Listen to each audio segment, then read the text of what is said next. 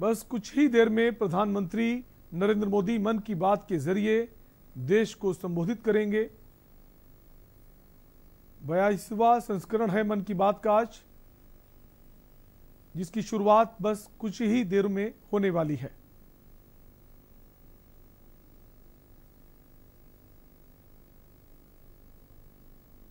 तो मन की बात का जो ये संस्करण है ये 42वां है। कुछ ही देर में प्रधानमंत्री नरेंद्र मोदी मन की बात शुरू करेंगे और मन की बात के जरिए प्रधानमंत्री तमाम तरह के पक्षों को रखते हैं। नमस्कार, कोटि कोटि नमस्कार। और मैं कोटि कोटि नमस्कार इसलिए भी कह रहा हूं कि 100 करोड़ वैक्सीन डोज के बाद आज देश नए उत्साह, नई ऊर्जा से आगे बढ़ रहा है। हमारे वैक्सीन कार्यक्रम की सफलता भारत के सामर्थ्य को दिखाती है, सबके प्रयास के मंत्र की शक्ति को दिखाती है। साथियों, 100 करोड़ वैक्सीन डोज का आंकड़ा बहुत बड़ा जरूर है, लेकिन इससे लाखों छोटी छोटी प्रेरक और गर्व से भर देने वाली अनेक अनुभव, अनेक उदाहरण जुड़े हुए हैं। बहुत सारे लोग पत्र लिखकर मुझसे पूछ रहे हैं कि वैक्सीन की शुरुआत के साथ ही कैसे मुझे यह विश्वास हो गया था कि इस अभियान को इतनी बड़ी सफलता मिलेगी। मुझे ये दृढ़ विश्वास इसलिए था क्योंकि मैं अपने देश के लोगों की क्षमताओं से भली भांति परिचित हूं। मैं जानता था कि हमारे हेल्थ केयर वर्कर्स देशवासियों के टीकाकरण में कोई कोर कसर नहीं छोड़ेंगे। हमारे स्वास्थ्य कर्मियों ने अपने अथक परिश्रम और संकल्प से एक नई मिसाल पेश की। उन्होंने इनोवेशन के साथ अपने दृढ़ निश्चय से मानवता की सेवा का एक नया मानदंड स्थापित किया। उनके बारे में अनगिनत उदाहरण है जो बताते हैं कि कैसे उन्होंने तमाम चुनौतियों को पार करते हुए अधिक से अधिक लोगों को सुरक्षा कवच प्रदान किया। हमने कई बार अखबारों में पढ़ा है, बाहर भी सुना है कि इस काम को करने के लिए हमारे इन लोगों ने कितनी मेहनत की है। एक से बढ़कर एक अनेक प्रेरक उदाहरण हमारे सामने हैं। मैं आज मन की बात के श्रोताओं को उत्तराखंड के बागेश्वर की एक हेल्थ वर्कर पूनम नौटियाल जी से मिलवाना चाहता हूं।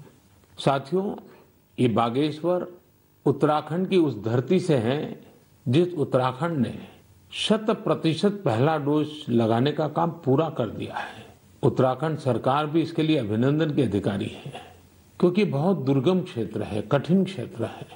वैसे ही हिमाचल ने भी ऐसी कठिनाइयों में 100% डोज का काम कर लिया है। मुझे बताया गया है कि पूनम जी ने अपने क्षेत्र के लोगों के वैक्सीनेशन के लिए दिन रात मेहनत की है। पूनम जी नमस्ते। सर प्रणाम। पूनम जी, अपने बारे में बताइए जरा देश के श्रोताओं को।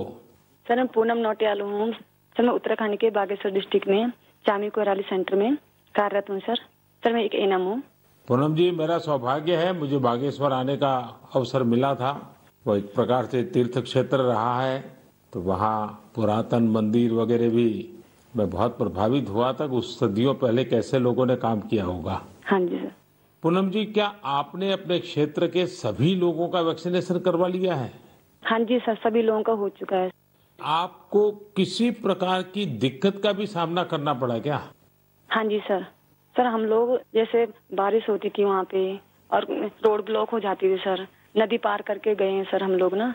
और सर घर घर गए हैं, जैसे NHCBC के अंतर्गत हम लोग घर घर गए हैं जो लोग सेंटर में नहीं आ सकते थे, जैसे बुजुर्ग लोग और दिव्यांग लोग, गर्भवती महिलाएं, धात्री महिलाएं, ये लोग सर।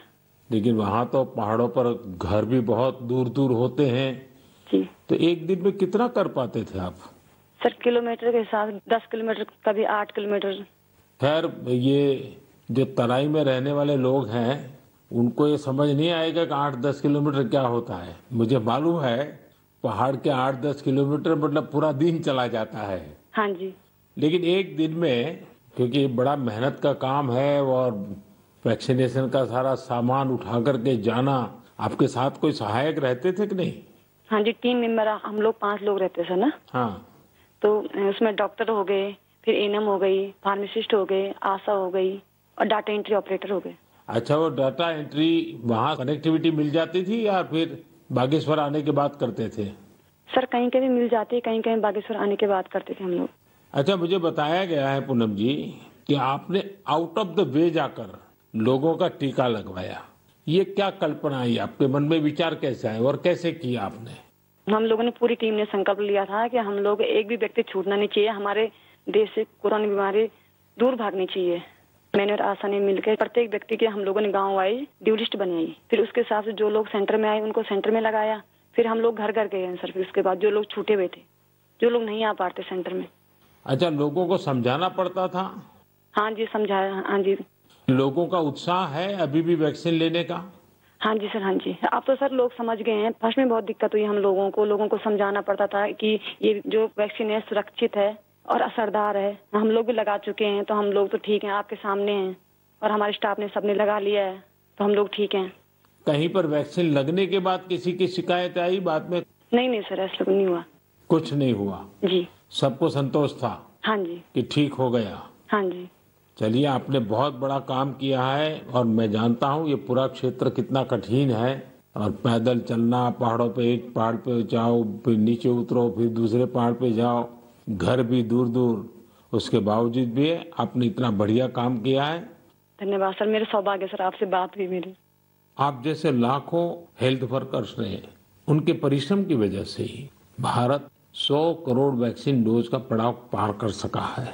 आज मैं सिर्फ आपका ही आभार व्यक्त नहीं कर रहा हूँ, बल्कि हर उस भारतवासी का आभार व्यक्त कर रहा हूँ जिसने सबको वैक्सीन, मुफ्त वैक्सीन अभियान को इतनी ऊंचाई दी, कामयाबी दी। आपको, आपके परिवार को मेरी बहुत बहुत शुभकामनाएं। मेरे प्यारे देशवासियों, आप जानते ही हैं कि अगले रविवार 31 अक्टूबर को सरदार पटेल जी की जन्म जयंती है। मन की बात के हर श्रोता की तरफ से और मेरी तरफ से मैं लौह पुरुष को नमन करता हूं। साथियों, 31 अक्टूबर को हम राष्ट्रीय एकता दिवस के रूप में मनाते हैं। हम सभी का दायित्व है कि हम एकता का संदेश देने वाली किसी न किसी गतिविधि से जरूर जुड़े। आपने देखा होगा, हाल ही में गुजरात पुलिस ने कच्छ के लखपत किले से स्टैच्यू ऑफ यूनिटी तक बाइक रैली निकाली है। त्रिपुरा पुलिस के जवान तो एकता दिवस मनाने के लिए त्रिपुरा से स्टैच्यू ऑफ यूनिटी तक बाइक रैली कर रहे हैं, यानी पूरब से चलकर पश्चिम तक देश को जोड़ रहे हैं। जम्मू कश्मीर पुलिस के जवान भी उरी से पठानकोट तक ऐसी ही बाइक रैली निकालकर देश की एकता का संदेश दे रहे हैं। मैं इन सभी जवानों को सैल्यूट करता हूं। जम्मू कश्मीर के ही कुपवाड़ा जिले की कई बहनों के बारे में भी मुझे पता चला है। ये बहनें कश्मीर में सेना और सरकारी दफ्तरों के लिए तिरंगा सिलने का काम कर रही हैं। ये काम देशभक्ति की भावना से भरा हुआ है। मैं इन बहनों के जज्बे की सराहना करता हूं। आपको भी भारत की एकता के लिए, भारत की श्रेष्ठता के लिए कुछ न कुछ जरूर करना चाहिए। देखिएगा, आपके मन को कितनी संतुष्टि मिलती है। साथियों, सरदार साहब कहते थे कि हम अपने एकजुट उद्यम से ही देश को नई महान ऊंचाइयों तक पहुंचा सकते हैं। अगर हम में एकता नहीं हुई तो हम खुद को नई नई विपदाओं में फंसा देंगे। यानी राष्ट्रीय एकता है तो ऊंचाई है, विकास है। हम सरदार पटेल जी के जीवन से, उनके विचारों से बहुत कुछ सीख सकते हैं। देश के सूचना और प्रसारण मंत्रालय ने भी हाल ही में सरदार साहब पर एक पिक्टोरियल बायोग्राफी भी पब्लिश की है। मैं चाहूंगा कि हमारे सभी युवा साथी इसे जरूर पढ़ें। इससे आपको दिलचस्प अंदाज में सरदार साहब के बारे में जानने का अवसर मिलेगा। प्यारे देशवासियों, जीवन निरंतर प्रगति चाहता है, विकास चाहता है, ऊंचाइयों को पार करना चाहता है। विज्ञान भले ही आगे बढ़ जाए, प्रगति की गति कितनी ही तेज हो जाए, भवन कितने ही भव्य बन जाए, लेकिन फिर भी जीवन अधूरापन अनुभव करता है। लेकिन जब इनमें गीत, संगीत, कला, नाट्य, नृत्य, साहित्य जुड़ जाता है तो इनकी आभा, इनकी जीवंतता अनेक गुना बढ़ जाती है। एक प्रकार से जीवन को सार्थक बनना है तो ये सब होना भी उतना ही जरूरी होता है। इसलिए ही कहा जाता है कि सभी विधाएं हमारे जीवन में एक कैटालिस्ट का काम करती है, हमारी ऊर्जा बढ़ाने का काम करती है। मानव मन के अंतर्मन को विकसित करने में, हमारे अंतर्मन की यात्रा का मार्ग बनाने में भी गीत, संगीत और विभिन्न कलाओं की बड़ी भूमिका होती है। और उनकी एक बड़ी ताकत ये होती है कि इन्हें न समय बांध सकता है, न सीमा बांध सकती है और न ही मत मतांतर बांध सकता है। अमृत महोत्सव में भी अपनी कला, संस्कृति, गीत, संगीत के रंग अवश्य भरने चाहिए। मुझे भी आपकी तरफ से अमृत महोत्सव और गीत संगीत कला की इस ताकत से जुड़े ढेरों सुझाव आ रहे हैं। ये सुझाव मेरे लिए बहुत मूल्यवान है। मैंने इन्हें संस्कृति मंत्रालय को अध्ययन के लिए भेजा था। मुझे खुशी है कि मंत्रालय ने इतने कम समय में इन सुझावों को बड़ा गंभीरता से लिया और उस पर काम भी किया। इन्हीं में से एक सुझाव है देशभक्ति के गीतों से जुड़ी प्रतियोगिता। आजादी की लड़ाई में अलग अलग भाषा, बोली में देशभक्ति के गीतों और भजनों ने पूरे देश को एकजुट किया था। अब अमृतकाल में हमारे युवा देशभक्ति के ऐसे ही गीत लिखकर इस आयोजन में और ऊर्जा भर सकते हैं। देशभक्ति के गीत मातृभाषा में हो सकते हैं, राष्ट्रभाषा में हो सकते हैं और अंग्रेजी में भी लिखे जा सकते हैं। लेकिन ये जरूरी है कि रचनाएं नए भारत की नई सोच वाली हो, देश की वर्तमान सफलता से प्रेरणा लेकर भविष्य के लिए देश को संकल्पित करने वाली हो। संस्कृति मंत्रालय की तैयारी तहसील स्तर से राष्ट्रीय स्तर तक इससे जुड़ी प्रतियोगिता कराने की है। साथियों, ऐसे ही मन की बात के एक श्रोता ने सुझाव दिया है कि अमृत महोत्सव को रंगोली कला से भी जोड़ा जाना चाहिए। हमारे यहाँ रंगोली के जरिए त्योहारों में रंग भरने की परंपरा तो सदियों से है। रंगोली में देश की विविधता के दर्शन होते हैं। अलग अलग राज्यों में अलग अलग नामों से अलग अलग थीम पर रंगोली बनाई जाती है। इसलिए संस्कृति मंत्रालय इससे भी जुड़ा एक नेशनल कंपटीशन करने जा रहा है। आप कल्पना करिए, जब आजादी के आंदोलन से जुड़ी रंगोली बनेगी, लोग अपने द्वार पर, दीवार पर किसी आजादी के मतवाले का चित्र बनाएंगे, आजादी की इस घटना को रंगों से दिखाएंगे, तो अमृत महोत्सव का भी रंग और बढ़ जाएगा। साथियों, एक और विधा हमारे यहाँ लोरी की भी है। हमारे यहाँ लोरी के जरिए छोटे बच्चों को संस्कार दिए जाते हैं, संस्कृति से उनका परिचय करवाया जाता है। लोरी की भी अपनी विविधता है, तो क्यों न हम अमृतकाल में इस कला को भी पुनर्जीवित करें और देशभक्ति से जुड़ी ऐसी लोरियां लिखें, कविताएं, गीत, कुछ न कुछ जरूर लिखें जो बड़ी आसानी से हर घर में माताएं अपने छोटे छोटे बच्चों को सुना सके। इन लोरियों में आधुनिक भारत का संदर्भ हो, 21वीं सदी के भारत के सपनों का दर्शन हो, उसका संदर्भ हो। आप सब श्रोताओं के सुझाव के बाद मंत्रालय ने इससे जुड़ी प्रतियोगिता भी कराने का निर्णय लिया है। साथियों, ये तीनों प्रतियोगिताएं 31 अक्टूबर को सरदार साहब की जयंती से शुरू होने जा रही हैं। आने वाले दिनों में संस्कृति मंत्रालय इससे जुड़ी सारी जानकारी देगा। ये जानकारी मंत्रालय की वेबसाइट पर भी रहेगी और सोशल मीडिया पर भी दी जाएगी। मैं चाहूंगा कि आप सभी इससे जुड़े, हमारे युवा साथी जरूर इसमें अपनी कला का, अपनी प्रतिभा का प्रदर्शन करें। इससे आपके इलाके की कला और संस्कृति भी देश के कोने कोने तक पहुंचेगी। आपकी कहानियां पूरा देश सुनेगा। प्यारे देशवासियों, इस समय हम अमृत महोत्सव में देश के वीर बेटे बेटियों को, उन महान पुण्य आत्माओं को याद कर रहे हैं। अगले महीने 15 नवंबर को हमारे देश के ऐसे ही महापुरुष वीर योद्धा भगवान बिरसा मुंडा जी की जन्म जयंती आने वाली है। भगवान बिरसा मुंडा को धरती आबा भी कहा जाता है। क्या आप जानते हैं कि इसका अर्थ क्या होता है? इसका अर्थ है धरती पिता। भगवान बिरसा मुंडा ने जिस तरह अपनी संस्कृति, अपने जंगल, अपनी जमीन की रक्षा के लिए संघर्ष किया, वो धरती आबा ही कर सकते थे। उन्होंने हमें अपनी संस्कृति और जड़ों के प्रति गर्व करना सिखाया। विदेशी हुकूमत ने उन्हें कितनी धमकियां दी, कितना दबाव बनाया, लेकिन उन्होंने आदिवासी संस्कृति को नहीं छोड़ा। प्रकृति और पर्यावरण से अगर हमें प्रेम करना सीखना है तो उसके लिए भी धरती आबा भगवान बिरसा मुंडा हमारी बहुत बड़ी प्रेरणा है। उन्होंने विदेशी शासन के हर उस नीति का पुरजोर विरोध किया जो पर्यावरण को नुकसान पहुंचाने वाली थी। गरीब और मुसीबत से घिरे लोगों की मदद करने में भगवान बिरसा मुंडा हमेशा आगे रहे। उन्होंने सामाजिक बुराइयों को खत्म करने के लिए समाज को जागरूक भी किया।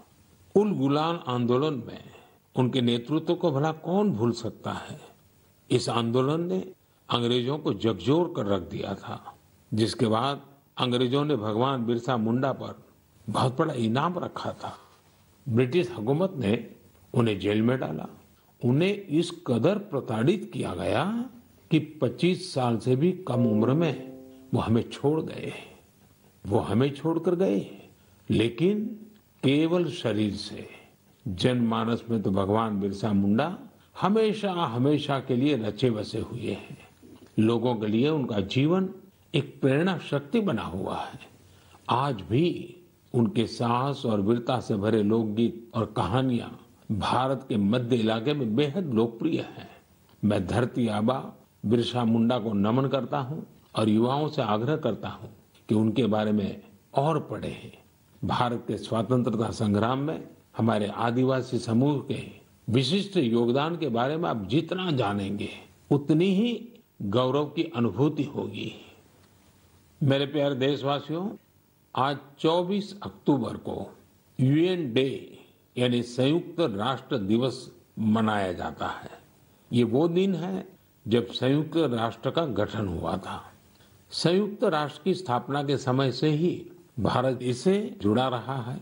क्या आप जानते हैं कि भारत ने आजादी से पहले 1945 में ही संयुक्त राष्ट्र के चार्टर पर हस्ताक्षर किए थे।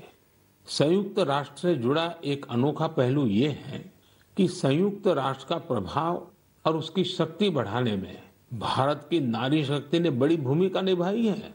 1947-48 में जब यूएन ह्यूमन राइट्स का यूनिवर्सल डिक्लेरेशन तैयार हो रहा था तो उस डिक्लेरेशन में लिखा जा रहा था all man are created equal, लेकिन भारत के एक डेलीगेट ने इस पर आपत्ति जताई और फिर यूनिवर्सल डिक्लेरेशन में लिखा गया all human beings are created equal. ये बात जेंडर इक्वलिटी की भारत की सदियों पुरानी परंपरा के अनुरूप थी। क्या आप जानते हैं कि श्रीमती हंसा मेहता वो डेलीगेट थी जिनकी वजह से ये संभव हो पाया। उसी दौरान एक अन्य डेलीगेट श्रीमती लक्ष्मी मेनन ने जेंडर इक्वलिटी के मुद्दे पर जोरदार तरीके से अपनी बात रखी थी। यही नहीं, 1953 में श्रीमती विजया लक्ष्मी पंडित यूएन जनरल असेंबली की पहली महिला प्रेसिडेंट भी बनी थी। साथियों, हम उस भूमि के लोग हैं जो ये विश्वास करते हैं, जो ये प्रार्थना करते हैं, ओम द्यौ शांति ही, अंतरिक्षम शांति ही, पृथ्वी शांति, आपः शांति, औषधय शांति, वनस्पतय शांति, विश्वे देवा शांति, ब्रह्म शांति, सर्वम शांति, शांति एव शांति, सामा शांति रेधि, ओम शांति शांति शांति।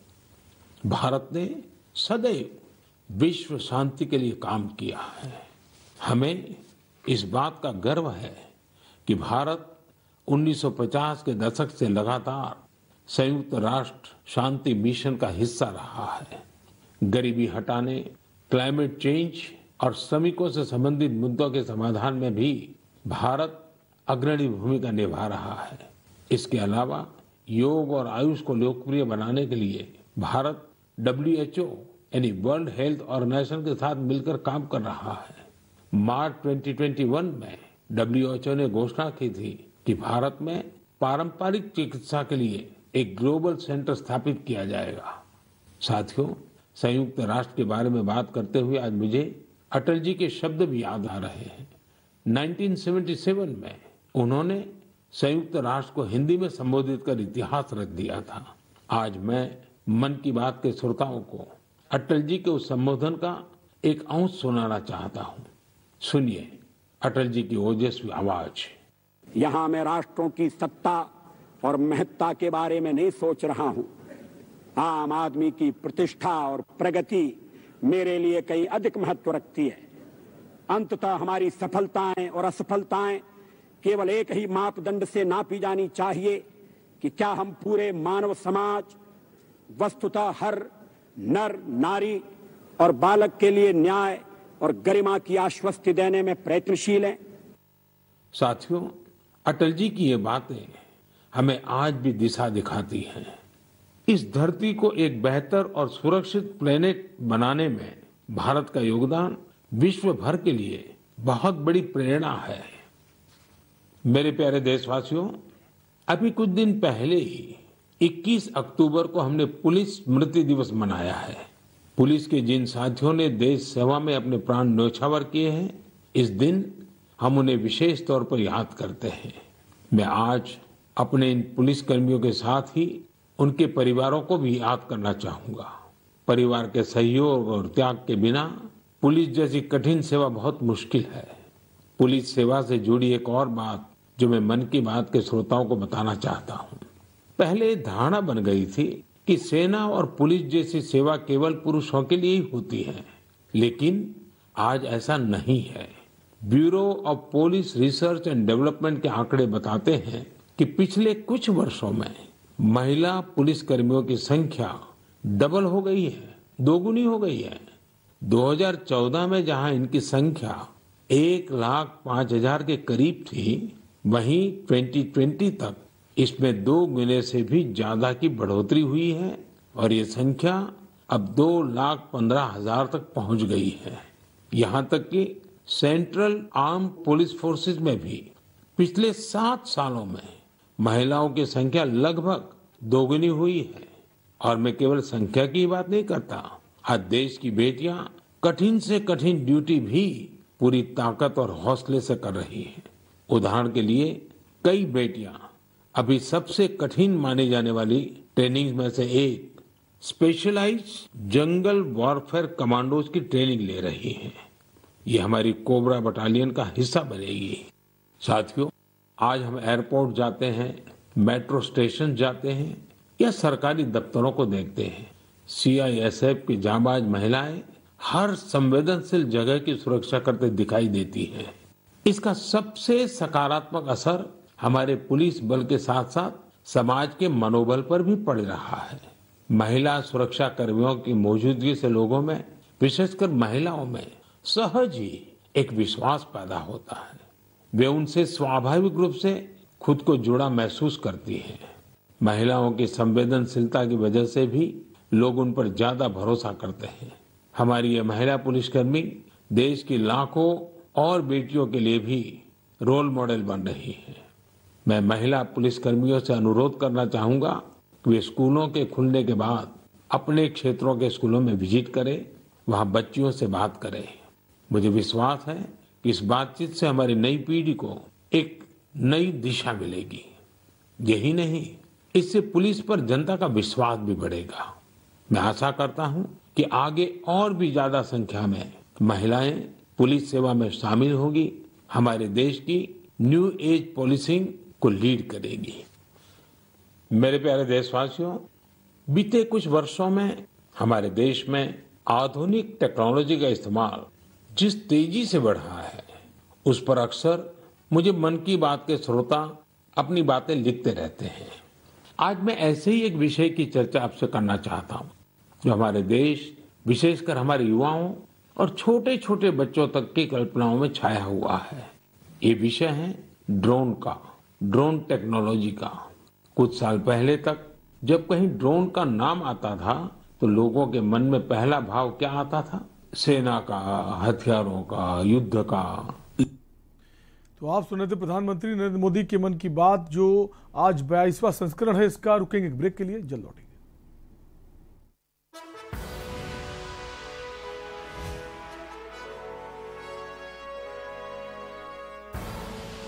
आप देख रहे हैं के न्यूज, खबरों का सारथी। इस बार दिवाली पर अपने प्रियजनों को कुछ खास तोहफा दीजिए जो उनको ताम्र याद रहे और रखे। आइए आदरणीय प्रधानमंत्री श्री नरेंद्र मोदी जी के वोकल फॉर लोकल अभियान से जुड़कर घर ले आए यूपी की बेमिसाल